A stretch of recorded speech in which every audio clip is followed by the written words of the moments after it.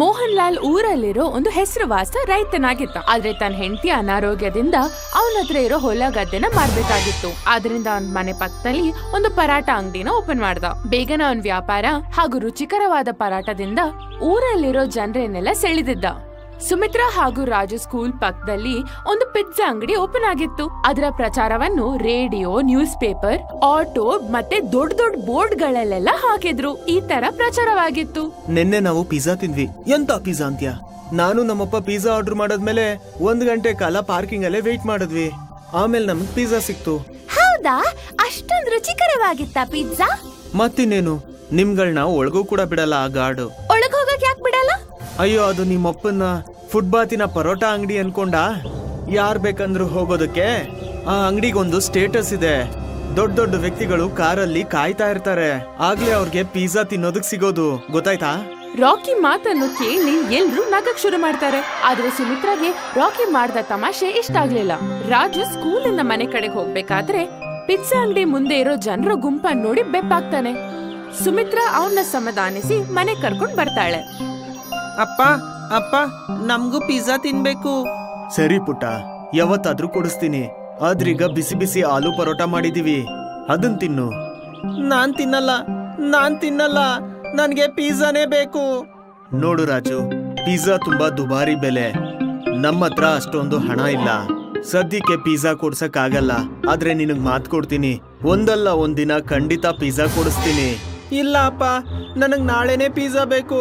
ಒಂದ್ ವೇಳೆ ಪಿಜ್ಜಾ ಸಿಕ್ಕಿಲ್ಲ ಅಂದ್ರೆ ನಾನು ಏನು ತಿನ್ನಲ್ಲ. ರಾಜು, ಹಠ ಮಾಡ್ಬೇಡ. ಅಪ್ಪ ಹೇಳ್ತಿದಾರಲ್ವಾ, ಅವ್ರು ನಮ್ಮನ್ ಒಂದಿನ ಪಿಜ್ಜಾ ತಿನ್ನಕ್ ಕರ್ಕೊಂಡು ಹೋಗ್ತಾರೆ ಅಂತ. ಇಲ್ಲ ಅಕ್ಕ, ನಾನಂತೂ ಪಿಜ್ಜಾ ನಾಳೆನೆ ತಿನ್ಬೇಕು.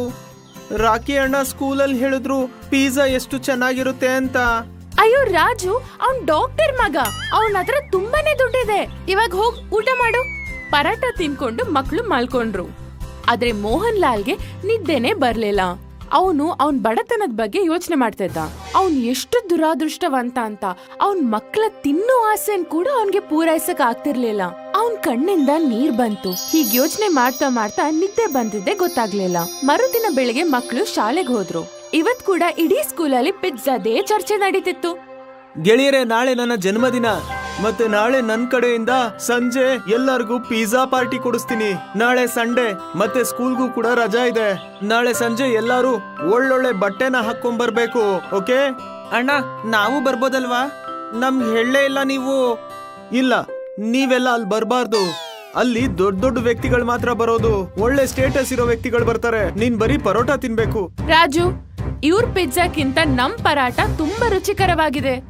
ಅಯ್ಯೋ ಹೋಗೋಗು, ಮಂಗಂಗೆಲ್ ಗೊತ್ತಾಗುತ್ತೆ ಪಿಜ್ಜಾ ಎಷ್ಟು ರುಚಿಯಾಗಿರುತ್ತೆ ಅಂತ. ಸ್ಕೂಲ್ ಹೊರಗಡೆ ಪಿಜ್ಜಾದು ಪೋಸ್ಟರ್ ಹಾಕಿದಾರಲ್ಲ, ಅದನ್ನ ನೋಡ್ಕೊಂಡು ಪರೋಟ ತಿನ್ರಿ. ಪಿಜ್ಜಾ ತಿಂತಾ ಇದೀನಿ ಅನ್ಕೊಂಡು. ರಾಕಿ, ಹೀಗೆಲ್ಲ ಮಾತಾಡ್ಬಾರ್ದು. ನಡಿ ಸುಮಿತ್ರಾ, ಇವನು ಈ ತರನೇ ಮಾತಾಡೋದು. ರಾಜು ಫೋಟೋ ನೋಡಿ ಪರಾಟ ತಿನ್ನೋ ವಿಷಯದಲ್ಲಿ ಎಲ್ರೂ ನಗಕ್ ಶುರು ಮಾಡಿದ್ರು. ಸುಮಿತ್ರಾ ಮತ್ತೆ ರಾಜುಗೆ ತುಂಬಾನೇ ಬೇಜಾರಾಯ್ತು. ಇಬ್ರು ಮನೆಗ್ ಬಂದ್ರು. ಅಯ್ಯೋ ರಾಜು, ಯಾಕೆ ಹಿಂಗೆ ಮುಖ ಸಪ್ಪಗಿಟ್ಕೊಂಡಿದ್ಯಾ? ಅಪ್ಪ, ವಿಷಯ ಏನಂದ್ರೆ ನಾಳೆ ರಾಕಿಯ ಹುಟ್ಟಿದ ಹಬ್ಬ. ಅವ್ನ್ ಎಲ್ರನ್ನು ಕರ್ದಿದ್ದಾನೆ, ಆದ್ರೆ ನಮ್ಮನ್ ಬಿಟ್ಟು. ಯಾಕಂದ್ರೆ ಅಲ್ಲಿ ದೊಡ್ಡ ದೊಡ್ಡ ವ್ಯಕ್ತಿಗಳಿರ್ತಾರೆ. ಅಯ್ಯೋ, ಇಷ್ಟೇನಾ ವಿಷಯ? ನಾಳೆ ನಿಮ್ಗೋಸ್ಕರ ನಾನು ಒಳ್ಳೆ ಆಲೂ ಪರೋಟ ಕೊಡಿಸ್ತೀನಿ. ಮತ್ತೆ ನಾವು ಪಾರ್ಟಿ ಮಾಡೋಣ. ನನಗ್ ಬೇಕಾಗಿಲ್ಲ ಪರೋಟ, ನನಗಂತೂ ಪಿಜ್ಜಾ ಬೇಕು. ನಾನು ಪಿಜ್ಜಾ ತಿನ್ಬೇಕು. ಪುಟ್ಟ, ನಾನ್ ಹೇಳ್ದೆ ತಾನೆ, ಈಗ ನನ್ನ ಹತ್ರ ನಿಮ್ಗಳಿಗೆ ಫೀಸ್ ಕಟ್ಟೋದಕ್ಕೆ ದುಡ್ಡಿಲ್ಲ.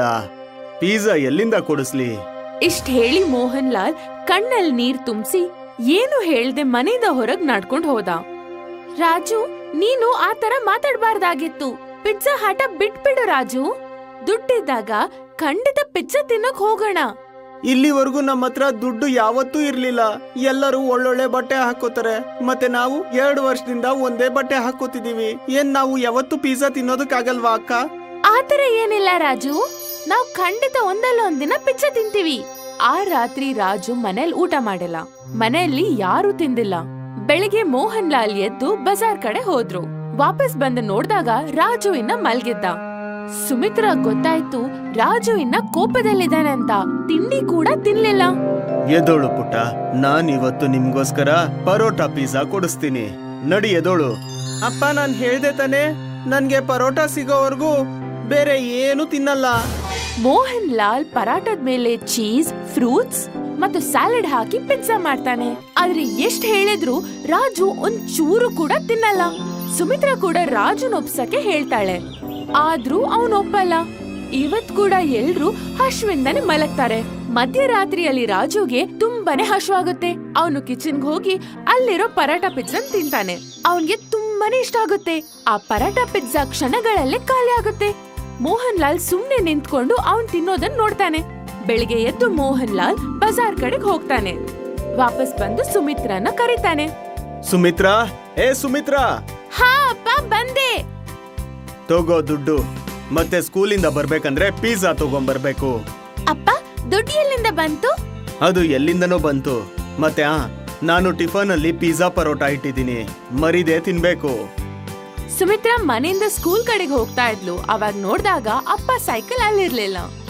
ಅವಳಿಗೆ ಅರ್ಥ ಆಯ್ತು, ಅಪ್ಪ ಸೈಕಲ್ ಮಾರಿ ದುಡ್ಡು ತಂದ್ರು ಅಂತ. ಸುಮಿತ್ರಾ ಮತ್ತೆ ರಾಜು ಸ್ಕೂಲಿಗೆ ಬಂದ್ರು. ಸ್ಕೂಲಲ್ಲಿ ನಿನ್ನೆ ನಡೆದಿದ್ ರಾಕಿ ಬರ್ತ್ಡೇ ಪಾರ್ಟಿ ಬಗ್ಗೆನೇ ಮಾತುಗಳು. ಎಲ್ರ ಬಾಯಲ್ಲಿ ಪಿಜ್ಜಾ ಪಾರ್ಟಿ ಅನ್ನೋದೇ ಮಾತಿತ್ತು. ಲಂಚ್ಗೆ ಸುಮಿತ್ರಾ ಮತ್ತೆ ರಾಜು ಪರಾಟ ಪಿಜ್ಜಾನೇ ತಿಂತಾ ಇದ್ರು. ಅವಾಗಲ್ಲಿ ರೀತಾ ಬಂದ್ಲು. ಅಯ್ಯೋ, ನೀವಿಬ್ರು ಇದ್ ಯಾವ ಡಿಶ್ ತಿಂತಾ ಇದ್ದೀರಾ? ಇದು ನಮ್ಮಪ್ಪ ಮಾಡಿದ್ದು ಪರೋಟಾ ಪಿಜ್ಜಾ. ಹಾ, ಈ ಸ್ಪೆಷಲ್ ಡಿಶ್ ಅಪ್ಪ ಮಾಡಿದ್ದು. ತಗೋ, ನೀನು ತಿನ್ನು, ತುಂಬಾನೇ ಚೆನ್ನಾಗಿದೆ. ಓ ವಾವ್, ಇದು ತುಂಬಾನೇ ಚೆನ್ನಾಗಿದೆ. ಈ ಪರಾಟ ಪಿಜ್ಜಾ ಸಕ್ಕತ್ತಾಗಿದೆ. ಬನ್ನಿ, ಎಲ್ರು ಬನ್ನಿ, ಪರಾಟ ಪಿಜ್ಜಾ ನಿನ್ನೆಯ ಪಾರ್ಟಿ ಪಿಜ್ಜಾಕ್ಕಿಂತ ಎಷ್ಟೋ ಚೆನ್ನಾಗಿದೆ. ಸುಮಿತ್ರಾ, ಪ್ಲೀಸ್ ನನ್ಗೂ ಒಂದ್ ಪೀಸ್ ಕೊಡ್ತೀಯಾ? ಹಾ, ತಗೋ ರಾಕಿ, ನೀನು ತಿನ್ನು. ವಾ, ನಿಜವಾಗ್ಲೂ ಇದು ಎಷ್ಟು ಟೇಸ್ಟಿ ಆಗಿದೆ ಪರೋಟಾ ಪಿಜ್ಜಾ. ನಾನಂತೂ ಇಷ್ಟು ಟೇಸ್ಟಿ ಪಿಜ್ಜಾ ಯಾವತ್ತೂ ತಿಂದಿಲ್ಲ. ಬೇಗನೆ ಇಡೀ ಊರಲ್ಲಿ ಪರಾಟ ಪಿಜ್ಜಾದ ಬಗ್ಗೆನೇ ಚರ್ಚೆ ನಡೀತಿತ್ತು. ಸುಮಿತ್ರಾ ಅಪ್ಪನ್ಗೆ ಪರಾಟ ಪಿಜ್ಜಾ ಮಾಡಕ್ ಸಲಹೆ ಕೊಟ್ಲು. ಈಗ ಅವ್ರ ಅಂಗಡಿ ಮುಂದೆ ತುಂಬಾ ಜನ ಸೇರಿದ್ರು. ಪಿಜ್ಜಾ ಅಂಗಡಿಯಲ್ಲಿ ಜನಗಳು ಹೋಗೋದ್ ಕಡಿಮೆ ಆಯ್ತು. ಪಿಜ್ಜಾ ಅಂಗಡಿಗೆ ಇನ್ನೇನ್ ಮುಚ್ಚೋ ಅಂತ ಪರಿಸ್ಥಿತಿ ಬಂತು. ಒಂದು ದಿನ ಪಿಜ್ಜಾ ಅಂಗಡಿಯ ಮಾಲೀಕ ಮೋಹನ್ ಲಾಲ್ ಅಂಗಡಿಗೆ ಬಂದ. ಮೋಹನ್ ಲಾಲ್ ಅವರೇ, ನಾನು ನಿಮ್ಮ ಪರೋಟಾ ಪಿಜ್ಜಾ ಬಗ್ಗೆ ತುಂಬಾ ಕೇಳಿದ್ದೀನಿ. ಇವತ್ತು ಟೇಸ್ಟು ಮಾಡಿದ್ದೀನಿ. ನಿಜವಾಗ್ಲೂ ತುಂಬಾ ಚೆನ್ನಾಗಿದೆ. ಬಹುಶಃ ನಿಮ್ಮ ಕೈಯಲ್ಲಿ ಚಮತ್ಕಾರ ಇದೆ. ಹಾ, ಧನ್ಯವಾದ. ಯಾಕ್ ನಾವಿಬ್ರು ಸೇರ್ಕೊಂಡು ಕೆಲಸ ಮಾಡಬಾರ್ದು? ನೀನು ನನ್ನ ಅಂಗಡಿಯನ್ನ ಉಪಯೋಗಿಸ್ಕೋ, ನಾನು ಫಂಡಿಂಗ್ ಮತ್ತೆ ಮಾರ್ಕೆಟಿಂಗ್ ನೋಡ್ಕೊಂತೀನಿ. ಎಷ್ಟು ಪ್ರಾಫಿಟ್ ಬರುತ್ತೋ ಅರ್ಧ ಅರ್ಧ ತಗೊಳ್ಳೋಣ. ಮೋಹನ್ ಲಾಲ್ಗೆ ಈ ಪ್ರಪೋಸಲ್ ಇಷ್ಟ ಆಯ್ತು. ಇಬ್ರು ಜೊತೆಗ್ ಸೇರಿ ಕೆಲಸ ಮಾಡಕ್ ಶುರು ಮಾಡಿದ್ರು. ಪರಾಟ ಪಿಜ್ಜಾನ ಟೇಸ್ಟ್ ಮತ್ತು ಒಳ್ಳೆಯ ಮಾರ್ಕೆಟಿಂಗ್ ಇಂದ ಬೇರೆ ಬೇರೆ ಊರ್ಗಳಲ್ಲಿ ಬ್ರಾಂಚ್ ಗಳು ಓಪನ್ ಆಯ್ತು. ಈಗ ಜನರು ಮೋಹನ್ ಲಾಲ್ ನ ಸೇಠ್ ಮೋಹನ್ ಲಾಲ್ ಅಂತ ಕರೆಯಕ್ ಶುರು ಮಾಡಿದ್ರು. ಅವನ್ ಊರಲ್ಲಿ ಒಂದು ದೊಡ್ಡದಾಗಿರೋ ಬಂಗ್ಲೆಯಲ್ಲಿರಕ್ ಶುರು ಮಾಡ್ದ.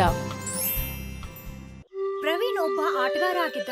ಅವನು ಬೆಳಿಗ್ಗೆ 5 ಗಂಟೆಗೆ ಎದ್ದು ಜಾಗಿಂಗ್ ಮಾಡ್ತಾ ಇದ್ದ. ಅವನ್ ಜಾಗಿಂಗ್ ಮುಗಿದ ನಂತರ ಅವನು ತನ್ನ ಆಟ ಡಿಸ್ಕಸ್ ಥ್ರೋನ ಪ್ರಾಕ್ಟೀಸ್ ಮಾಡ್ತಾ ಇದ್ದ. ಅವನ ಈ ಪ್ರಾಕ್ಟೀಸ್ ಪ್ರತಿದಿನ 1 ಗಂಟೆ ನಡೀತಾನೆ ಇತ್ತು. ಆಮೇಲೆ ಓಡ್ಕೊಂಡೆ ಮನೆಗ್ ಬರ್ತಿದ್ದ. ಅವನು ಬರ್ತಿದ್ದ ಹಾಗೆ ಅವನಮ್ಮ ಅವನಕ್ಕೋಸ್ಕರ ಪ್ರೋಟೀನ್ ಶೇಕ್ ತಂದು ಕೊಡ್ತಾ ಇದ್ಲು. ಇದನ್ ತಗೋ ಪುಟ್ಟ, ತುಂಬಾ ಸುಸ್ತಾಗಿರ್ಬೇಕಲ್ವಾ? ಇಷ್ಟೊಂದ್ ಪ್ರಾಕ್ಟೀಸ್ ಯಾಕೆ ಮಾಡ್ತೀಯ ನೀನು? ಮಾಡ್ಲಿ ಬಿಡು ಯಜಮಾನಿ, ಇವನ್ ಎಷ್ಟು ಕಷ್ಟ ಪಡ್ತಾನೋ ಅಷ್ಟೇ ಆಟದಲ್ಲಿ ಮುಂದೆ ಬರ್ತಾನೆ. ಅವಾಗ್ಲೇ ತಾನೇ ಇವನು ದೊಡ್ಡ ಆಟಗಾರ ಆಗಿ ನಮ್ಮಿಬ್ರ ಹೆಸರನ್ನ ಉಳ್ಸೋದು. ರೈಟ್ ಅಪ್ಪ. ಮಗು, ನೀನ್ ನಿನ್ನ ಡಯಟ್ ಅನ್ನ ಫಾಲೋ ಮಾಡ್ತಾ ಇದೀಯ ತಾನೇ? ಹಾ ಅಪ್ಪ, ಡಯಟ್ ಕೂಡ ಹಾಗೂ ಪ್ರಾಕ್ಟೀಸ್ ಕೂಡ ತುಂಬಾ ಒಳ್ಳೆಯದು. ಇದೇ ತರ ನಿನ್ನ ಆಟದ ಮೇಲೆ ಗಮನ ಕೊಡ್ತಿರು. ಇವಾಗ ನನಗೆ ಆಫೀಸಿಗೆ ಲೇಟ್ ಆಗ್ತಾ ಇದೆ, ನಾನ್ ಬರ್ತೀನಿ. ಪ್ರವೀಣ್ ನ ಅಪ್ಪ ಅಮ್ಮ ಪ್ರವೀಣನ್ನ ತುಂಬಾ ಸಪೋರ್ಟ್ ಮಾಡ್ತಾ ಇದ್ರು. ಯಾಕೆ ಅಂದ್ರೆ ಅವರಿಬ್ರು ತಮ್ಮ ಮಗ ದೊಡ್ಡ ಸ್ಪೋರ್ಟ್ಸ್ ಮ್ಯಾನ್ ಆಗ್ಬೇಕು ಅಂತ ಆಸೆ ಪಡ್ತಾ ಇದ್ರು. ಆದ್ರೆ ಇದ್ದಕ್ಕಿದ್ದ ಹಾಗೆ ಒಂದು ದಿನ ಮುಖೇಶ್ಗೆ ಹಾರ್ಟ್ ಅಟ್ಯಾಕ್ ಆಗತ್ತೆ. ಆಮೇಲೆ ಅವನನ್ನ ಹಾಸ್ಪಿಟಲ್ ನಲ್ಲಿ ಅಡ್ಮಿಟ್ ಮಾಡ್ತಾರೆ. ಡಾಕ್ಟರ್ ತುಂಬಾ ಪ್ರಯತ್ನ ಪಡ್ತಾರೆ, ಆದ್ರೆ ಅವನ್ ಪ್ರಾಣನ ಕಾಪಾಡೋದಕ್ಕಾಗೋದಿಲ್ಲ. ಅಪ್ಪ,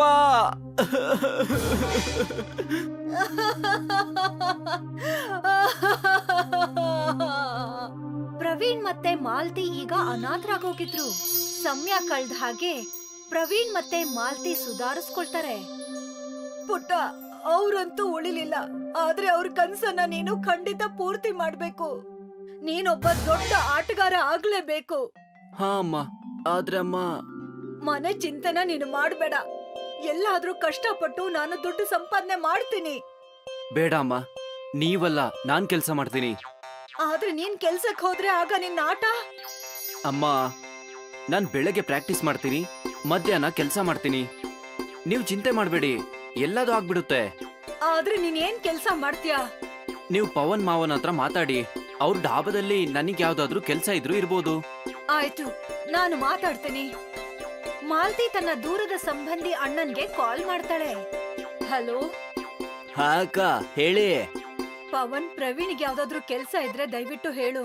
ಅಕ್ಕ, ನಾಳೆ ನೀವ್ ಅವನನ್ನ ಡಾಬಾಗ್ ಕಳಿಸ್ಬಿಡಿ. ಇಲ್ಲಿ ಅವನು ಏನಾದ್ರೂ ಒಂದು ಕಲ್ತೆ ಕಲಿತಾನೆ. ಆಯ್ತು. ಮಾಲ್ತಿ ಫೋನ್ ಕಟ್ ಮಾಡ್ತಾಳೆ. ಪುಟ್ಟ, ನಾಳೆನೆ ನಿಮ್ ಮಾಮನ್ ಡಾಬಾ ಹತ್ರ ಹೋಗು, ಅವ್ರು ನಿನ್ಗೆ ಕೆಲ್ಸ ಹೇಳ್ಕೊಡ್ತಾರೆ. ಸರಿ ಅಮ್ಮ. ಮಾರನೇ ದಿನ ಪ್ರವೀಣ್ ಡಾಬಾ ಹತ್ರ ಹೋಗ್ತಾನೆ. ಅಲ್ಲಿ ಹೋಗಿ ಅವ್ರ ಮಾಮನ್ನ ಭೇಟಿ ಮಾಡ್ತಾನೆ. ಅಕ್ಕ ಹೇಗಿದ್ದಾಳೆ? ಅಮ್ಮ ಹುಷಾರಾಗಿದ್ದಾರೆ. ಬಾಬಾ ಇಷ್ಟ ಬೇಗ ಹೋಗಿರೋದು ತುಂಬಾ ನೋವು ತಂದಿದೆ. ಮಾವ, ಇವಾಗ ಅಮ್ಮನ ಹೊರೆನೆಲ್ಲ ನಾನೇ ಹೊತ್ಕೋಬೇಕು. ಒಳ್ಳೆ ವಿಚಾರ ಮಗು. ನನಗಂತೂ ಯಾವ ಕೆಲ್ಸನೂ ಬರಲ್ಲ. ನೀವು ನನಗೆ ಯಾವ್ದಾದ್ರು ಕೆಲ್ಸ ಹೇಳ್ಕೊಟ್ರೆ ಅದು ನನಗ್ ತುಂಬಾ ಉಪಕಾರ ಆಗುತ್ತೆ ಮಾವ. ಮಗು, ಈ ತರ ಎಲ್ಲ ಯಾಕೆ ಮಾತಾಡ್ತಿದ್ಯಾ? ನೀನ್ ನನ್ನ ಅಳಿಯ. ನಾನ್ ನಿನಗ್ ಕೆಲ್ಸನೂ ಹೇಳ್ಕೊಡ್ತೀನಿ, ಹಾಗೂ ಹಣ ಕೂಡ ಕೊಡ್ತೀನಿ. ಚಿಂತೆ ಮಾಡ್ಬೇಡ ಮಗು. ಧನ್ಯವಾದಗಳು ಮಾವ. ಪವನ್ ಪ್ರವೀಣ್ಗೆ ಡಾಬಾಲ್ ಏನ್ ಕೆಲ್ಸ ಮಾಡ್ಬೇಕು ಅಂತ ಹೇಳ್ಕೊಡ್ತಾನೆ. ಸದ್ಯಕ್ಕೆ ನಿನ್ ಕೆಲ್ಸ ಕಸ್ಟಮರ್ ಹತ್ರ ಆರ್ಡರ್ ತಗೊಳ್ಳೋದು, ಹಾಗೂ ಅವರ ಆರ್ಡರ್ ಅನ್ನ ಅವ್ರಿಗೆ ಕೊಡೋದು, ಹಾಗೂ ಹೋಗ್ತಾ ಹೋಗ್ತಾ ನಿನಗೆ ಅಡಿಗೆ ಮಾಡೋದನ್ನು ಹೇಳ್ಕೊಡ್ತೀನಿ. ಸರಿ ಮಾವ. ಪ್ರವೀಣ್ ಆವತ್ತಿಂದನೇ ಡಾಬಾನಲ್ಲಿ ಕೆಲ್ಸ ಮಾಡಕ್ ಶುರು ಮಾಡ್ದ. ಆರ್ಡರ್ ಹೇಳಿ ಸರ್.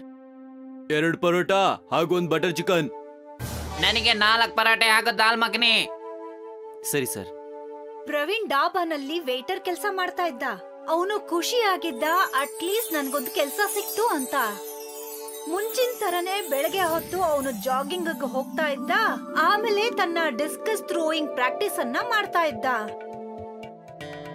ಆಮೇಲೆ ಮನೆಗ್ ಬಂದು ಕೆಲ್ಸಕ್ಕೆ ಹೋಗೋಕೋಸ್ಕರ ರೆಡಿ ಆಗ್ತಾ ಇದ್ದ. ಪ್ರತಿದಿನ, ಪುಟ್ಟ, ಕೊನೆ ಪಕ್ಷ ತಿಂಡಿ ತಿಂದಾದ್ರೂ ಹೋಗೋ. ಕೊಡಿ ಅಮ್ಮ. ಪ್ರವೀಣ್ ಗಡಿಬಿಡಿನಲ್ಲೇ ತಿಂಡಿ ತಿಂದು ಅಲ್ಲಿಂದ ಹೊರಡ್ತಾ ಇದ್ದ.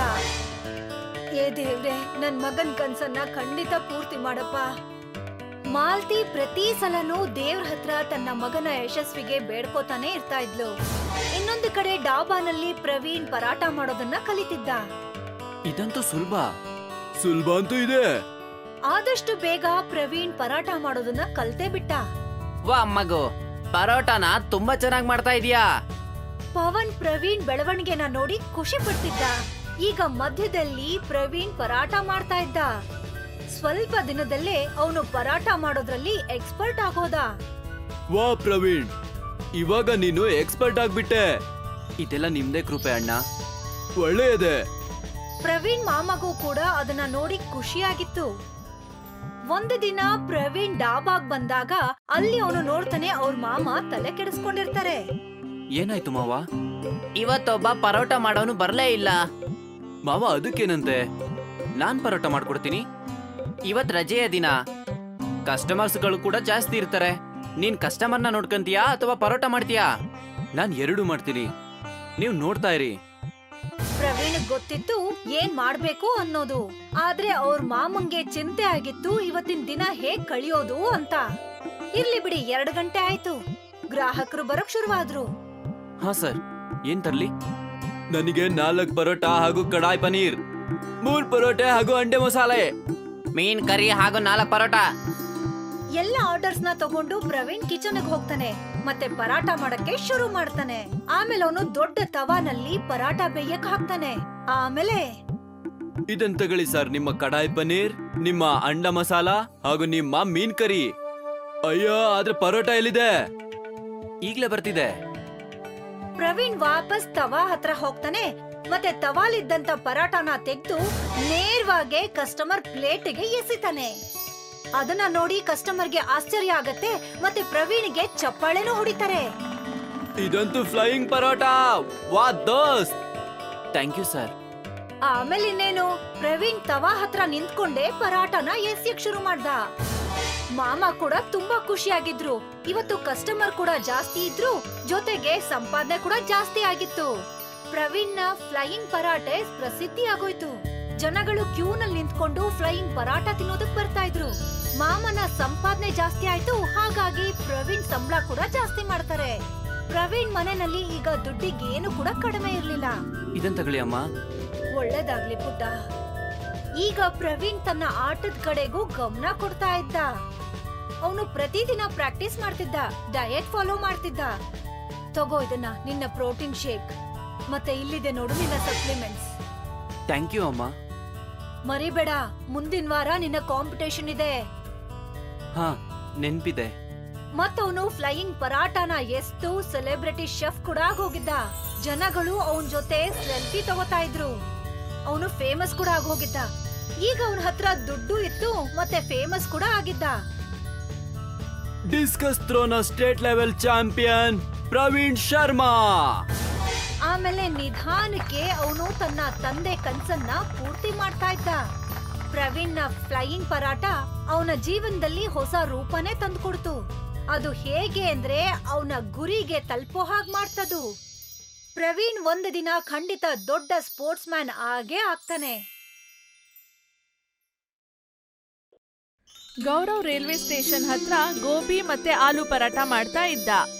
ಬನ್ನಿ ಬನ್ನಿ, ಬಿಸಿ ಬಿಸಿ ಆಲೂ ಪರೋಟ ಗೋಬಿಯನ್ನ ತಿನ್ನಿ.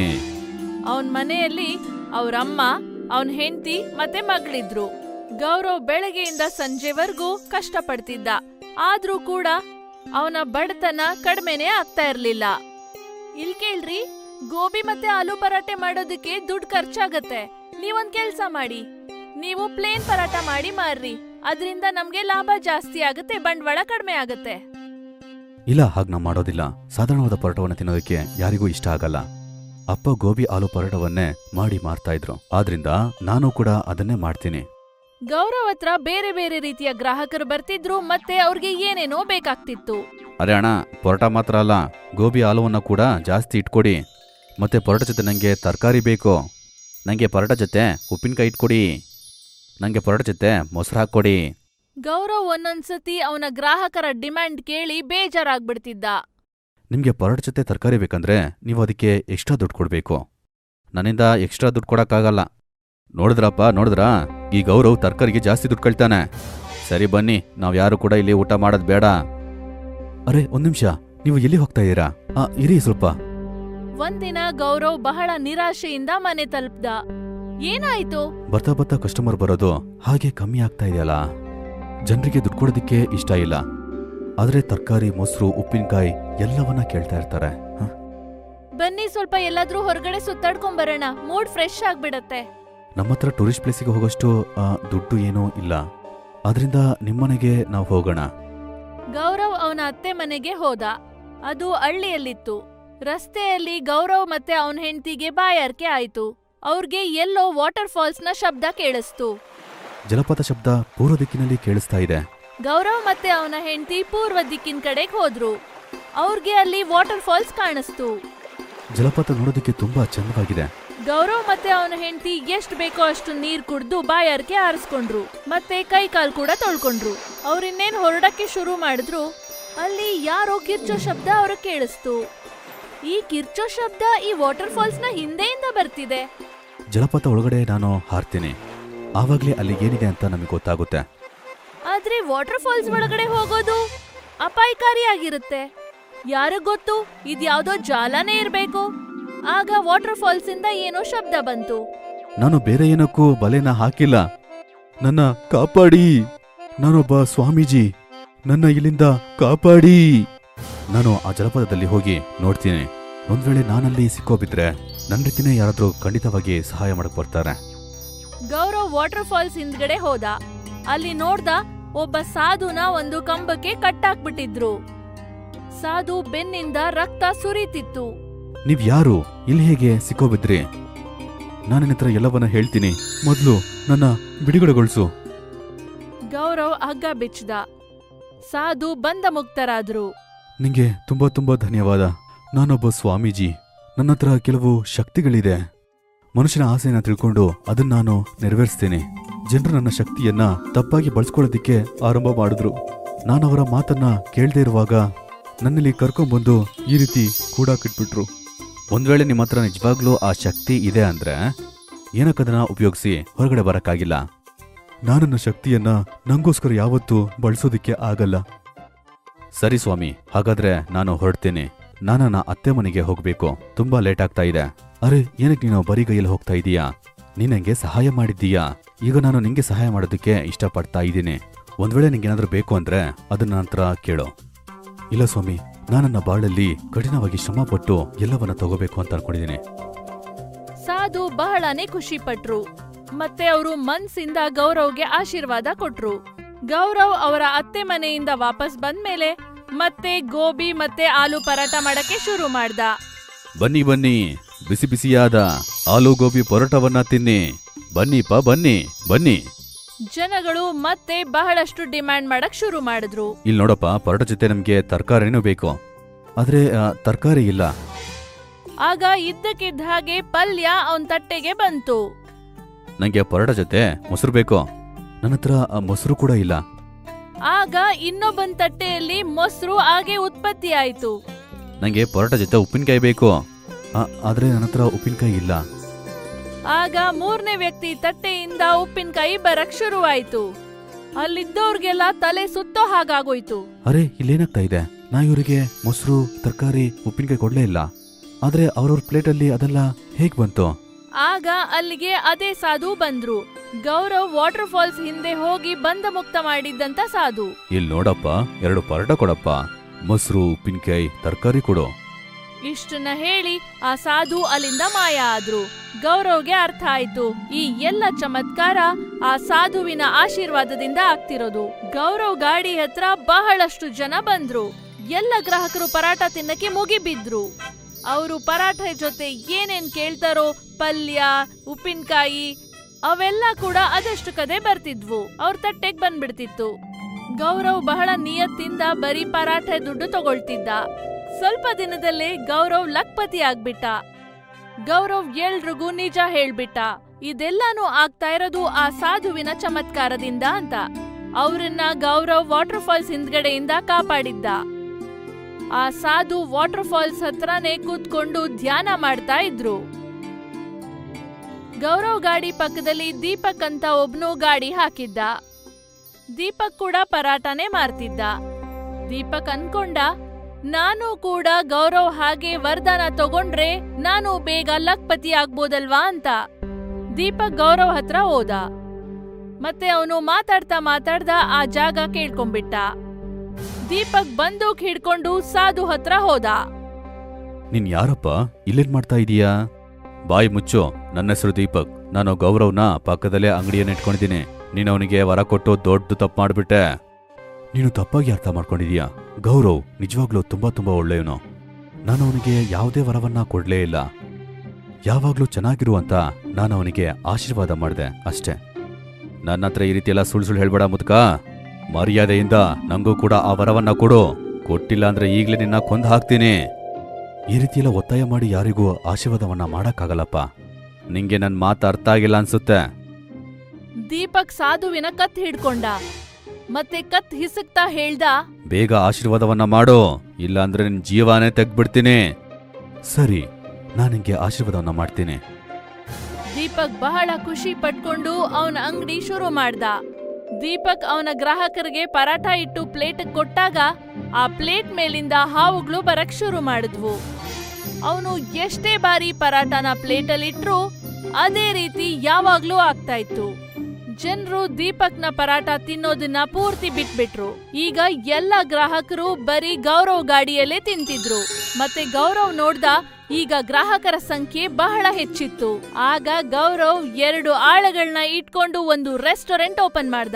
ಮತ್ತೆ ಈ ರೀತಿ ಅವನ ಒಳ್ಳೆತನ ಮತ್ತೆ ನಿಯತ್ತಿನಿಂದ ದಿನೇ ದಿನೇ ಅವನು ಖುಷಿಯಾಗಿದ್ದ.